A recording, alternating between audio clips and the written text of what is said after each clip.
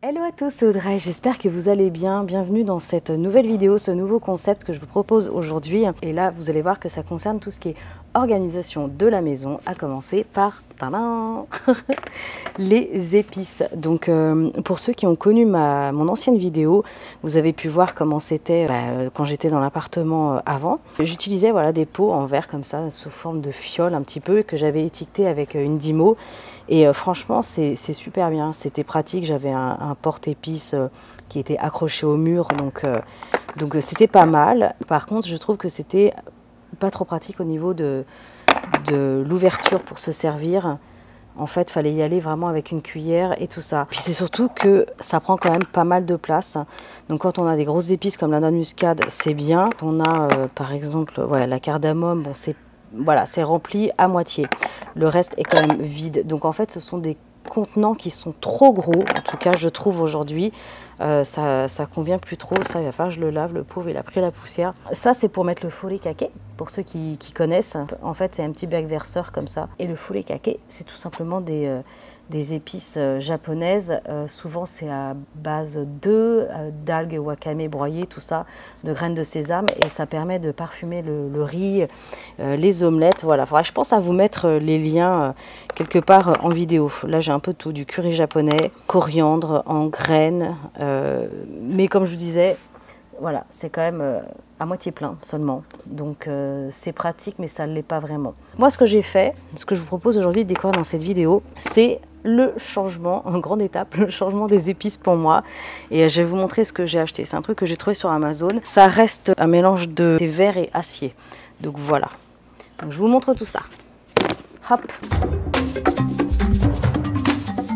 Là, je viens de le recevoir et je ne l'ai pas déballé. Donc du coup, c'est une étagère. Voilà, c'est une étagère comme ça, c'est plutôt pratique. Elle se pose, c'est stable. Des contenants qui sont plus petits en verre avec bouchon en métal. Je vais vous montrer après de toute façon. Et c'est surtout que c'est perforé, donc du coup on peut saupoudrer. Et au niveau de l'utilisation, ce sera quand même beaucoup plus simple. Là, à cet endroit-là, ici, donc c'est du bois. Et là, on a les pas de vis que je peux cacher. Je vais vous montrer avec... Hop là, avec ce petit truc là, c'est hyper stable. En fait, ça va donner un petit côté antidérapant. Donc je vais ouvrir. Par contre, ce qui était fourni avec, plutôt pratique, un feutre blanc. Et vous allez comprendre pourquoi. Parce qu'on a un système de pastilles comme ça. Alors ça, c'est génial. On peut écrire et ça s'efface si vous vous trompez. Donc voilà, c'est comme une sorte de petite ardoise, mais c'est un autocollant. Donc vous n'êtes pas obligé de l'utiliser. Mais ce qui est pratique, c'est qu'on peut placer ces pastilles soit sur le couvercle, soit directement comme ça sur le côté. Après, voilà, c'est une question de choix. Bon, mais c'est parti, déballage.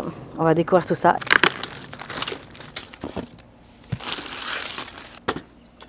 Voilà comment ça se présente quand on l'ouvre. On a un bocal entièrement en verre.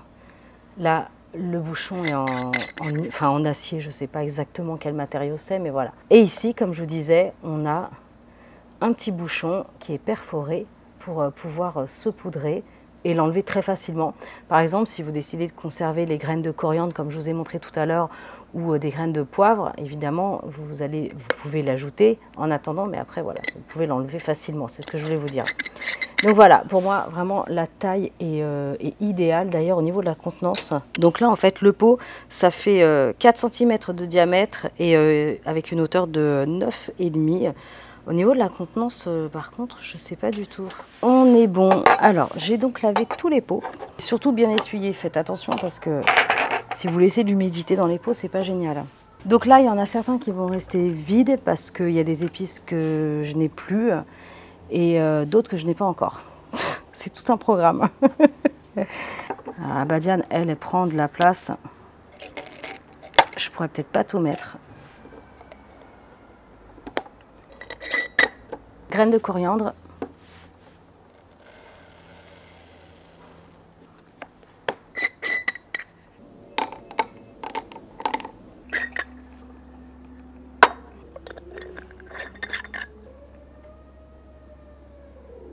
Devrait fournir un petit entonnoir avec. Ça contient pas mal, hein. Hop, c'est fait. Alors par contre, je vais commencer à étiqueter parce que si je m'attaque aux poudres, il y en a qui se ressemblent et je vais avoir du mal à les différencier. Alors après, il faudra que j'aille évidemment à l'odorat. Mais bon, on va pas y aller comme ça. Je vais vous montrer tout de suite, ça sera fait. Avec un torchon un petit peu humide. On peut effacer si on se trompe. Donc pas de panique.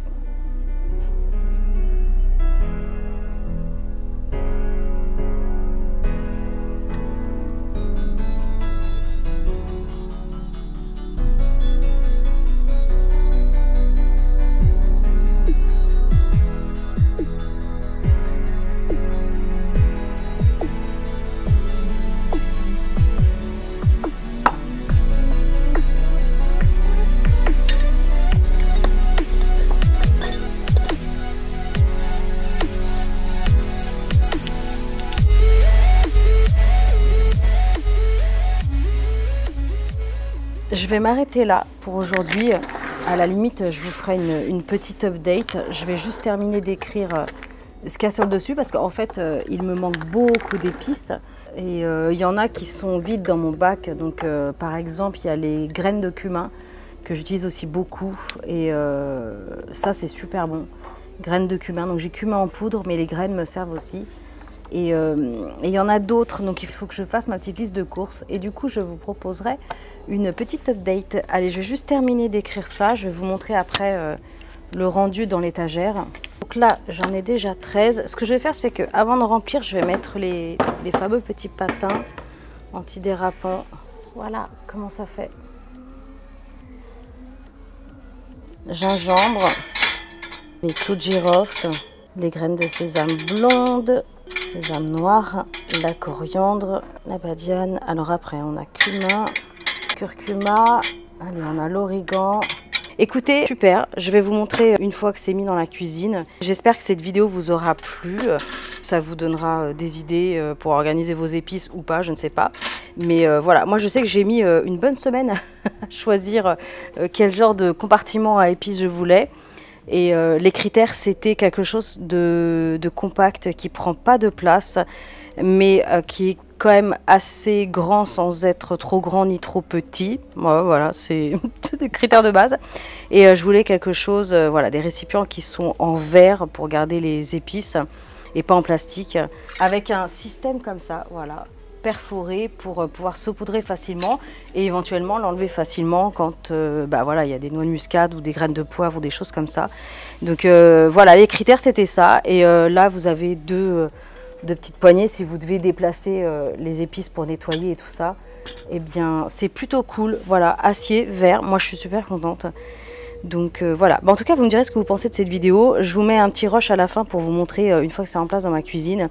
Et si les thèmes organisation de la maison, placard et plein d'autres choses vous tentent, n'hésitez pas à me le dire en commentaire. Écoutez, en attendant, portez-vous bien. Moi je vous dis à très bientôt pour une prochaine vidéo. Ciao!